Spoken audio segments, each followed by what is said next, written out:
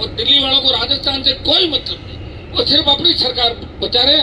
वो ये कह रहे हैं कि नीतीश कुमार राजी रहे और चंद्रबाबू नायडू राजी रहे, नहीं तो सरकार गिर जाएगी। उनको भजनलाल की कोई परवाह नहीं। इसलिए के विश्नोई व्हाइट हाउस, मैडम जवाई को सीबीआई ढूंढ रही है। खुद को कोई अता पता नहीं, न हिंदी बोल के जानता है, न माइक पकड़ के जानता है। बीजेपी के ऐसे नौसिक के मंत्री जोगाराम पटेल, जिसकी पोती नकल करते हुए पकड़ी गई। भाइयों, ये त्रासदी झालावाड़ की हुई और मुख्यमंत्री का नहीं जाना, ये एक तरीके से राजस्थान की जनता का अपमान है।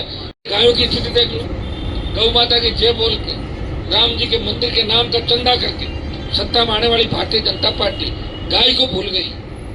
किस तरह की घटनाएं राजस्थान में हो रही, सिवाय सांप्रदायिक भाषणों के, सिवाय धर्म की राजनीति के, सिवाय लूट खसोट के, कि पहले कांग्रेस वालों ने कोई अगर छोड़ दिया तो उनकी लिस्ट मंगा के जल्दी से कब्जा कर लो, कहीं वापस समय चला नहीं जाए। और बीजेपी के ऐसे नौसिक के मंत्री जोगाराम पटेल, जिसकी पोती नकल करते हुए पकड़ी गई। पोती बोलती है कि दादू ने कहा तो था कि नकल में अकल होनी चाहिए, लेकिन मैंने अकल नहीं लगाई, नहीं तो पकड़ी नहीं जाती। दादू घर में दादू ये करता सिखाता के विश्नोई व्हाइट हाउस।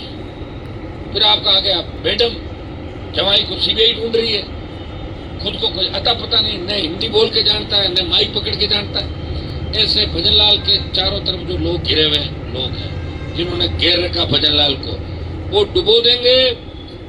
राजस्थान की कोई इतला दिल्ली में नहीं जाती और दिल्ली वालों को राजस्थान से कोई मतलब नहीं। वो सिर्फ अपनी सरकार बचा रहे। वो ये कह रहे हैं कि नीतीश कुमार राजी रहे और चंद्रबाबू नायडू राजी रहे, नहीं तो सरकार गिर जाएगी। उनको भजनलाल की कोई परवाह नहीं।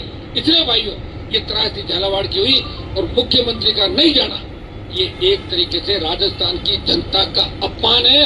जहाँ झालावाड़ ने 50 साल से लगातार भारतीय जनता पार्टी को सांसद और विधायक दिए, वो हाड़ौती का अंचल जहाँ से बीजेपी की शुरुआत हुई और बीजेपी राजस्थान में अगर कहीं से पैदा हुई तो हाड़ौती अंचल से हुई। लेकिन दुर्भाग्य से हाड़ौती से इस तरह की नफरत करना, झालावाड़ से इस तरह की नफरत करना भजनलाल को शोभा नहीं देता।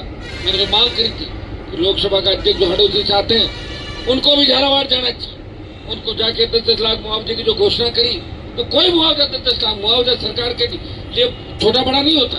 मन कितना बड़ा है, 1-1 करोड़ का मुआवजा। कलेक्टर, एसडीएम और तमाम जो अधिकारी थे, जिन्होंने जब स्कूल प्रशासन ने स्कूल को बंद करने का आदेश जारी किए कि 10 दिन तक स्कूल नहीं खोलना है, उसके बावजूद जबरन वहां मौत के मुंह में बच्चों को धकेला, उन सब के खिलाफ गैर इरादतन हत्या का मामला दर्ज होना चाहिए और दोबारा ऐसी घटनाओं की पुनरावृत्ति नहीं हो। ये ध्यान रखें कि जो बच्चे चले गए और जिनके घर में बच्चे हैं और जिसने भी घटना देखी उस दिन शायद बहुत कम लोगों ने खाना खाया होगा। ऐसे हालात राजस्थान में थे। लेकिन भारतीय जनता पार्टी के नेताओं को कोई फर्क नहीं पड़ता। जब भारतीय जनता पार्टी को चंदा देने वाले लोगों की लिस्ट हमने देखी इलेक्टोरल बॉन्ड की, तो उस लिस्ट में एक नाम ऐसी कंपनी का आया जो गाय के मांस का निर्यात करती है, वो बीजेपी को चंदा दे रही है। इससे आप अंदाज लगा सकते हो कि वो धर्म की बात करना दूसरा और अंदर काम करना दूसरा। कांग्रेस बीजेपी एक ही सिक्के के दो पहलू है। अगर आप राजस्थान को बचाना चाहते हो तो कांग्रेस को भगाना होगा, भारतीय जनता पार्टी को भगाना होगा और नई ताकत आपको राजस्थान में खड़ी करनी होगी। और नई ताकत करिए। अब कोई नए पुराने नेता आपके बीच नहीं आएंगे। पुराने नेताओं को मैंने देखा, बहुत साथ लेके उनको घसीटता रहा, लेकिन लास्ट में जाके उसी बीजेपी की गोद में पड़ गए। जाके कोई कांग्रेस में भाग गया और मेरे तो साथ वाले कोई 15, 20, 50 से 100 से ज्यादा भाग गए। अब तो मुझे दिक्कत ये चिंता रहती है कि जिसको तैयार करूं कहीं भाग नहीं जाए। इसलिए तो संगठन की घोषणा नहीं कर पाऊं। समझे नहीं क्या? अभी तक विश्वास भी तो करूंगा जब भी संगठन बनाऊंगा ना। तो भाइयों,